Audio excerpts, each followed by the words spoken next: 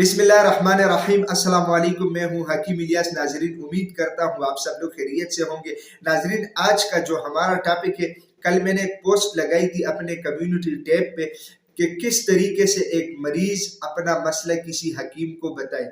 ज्यादातर लोग उसमें झिझक महसूस करते हैं, अपना पूरा मसला खुल के बयान नहीं कर सकते, या उनको पता नहीं होता कि किस तरीके से हम अपना मसला एक हकीम या एक डॉक्टर के सामने रखें। तो बहुत सारे सवालात इस तरह अक्सर होते हैं, और जब व्हाट्सएप पे मेरे साथ कोई राब्ता करता है तो फिर एक एक चीज मुझे पूछना पड़ता है।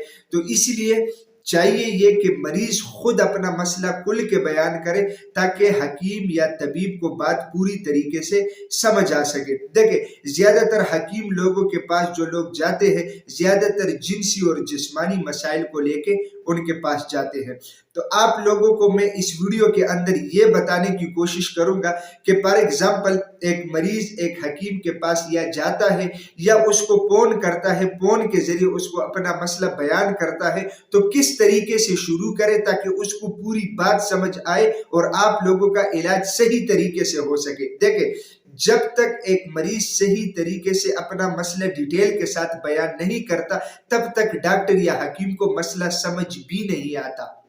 तो इसीलिए आज मैं कोशिश करूंगा, इंशाल्लाह इस वीडियो के अंदर मैं तरतीब के साथ सवाल करूंगा, और आप लोग जहन में रख लीजिएगा कि कभी भी किसी हकीम या डॉक्टर के पास अगर आप लोगों का मतलब हकीम या डॉक्टर के साथ मुलाकात हो या फोन पे बात हो, तो आप लोग किस तरीके से सवाल करें। देखें, सबसे पहली बात यह है कि जब आप लोगों ने हकीम को फोन किया या आप लोग उनके साथ मिले, सबसे पहले आप लोग उनके साथ अपना पूरा तारुफ करें।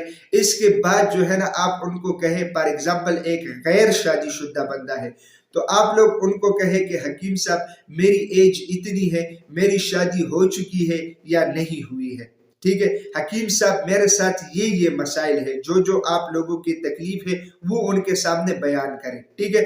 इसके बाद आप खुल के उनको बताएं कि हकीम साहब, मुझे जो ये मसला हुआ है, पिछले मतलब जो मेरा वक्त गुजरा है वो किस तरीके से गुजरा है, क्या मुझसे कुछ बेड एक्टिविटीज वगैरह हो चुकी है, या मेरे ऊपर कोई ऐसी बीमारी आ गई थी जिसकी वजह से ये कमजोरियां मैं पेश कर रहा हूं। इस तरीके से आप लोग अपना मसला बयान करें, उसको बिल्कुल ये बात खुल के समझ आएगी। इसके अलावा जो शादीशुदा बंदा है, तो उनको चाहिए कि जब वो अपने तबीब के साथ मिले जाए या उनको फोन करे, तो उनको बताए कि हकीम साहब, मेरी एज इतनी है, मेरे शादी का इतना टाइम हो गया है, इसके अलावा मेरे साथ ये मसले चल रहे हैं, या शादी के शुरू से इस तरह मसाइल है या शादी के बाद शुरू हुए हैं, शादी के लाइफ से पहले मेरा टाइम किस तरह गुजरा था, वो भी डिटेल के साथ बताए।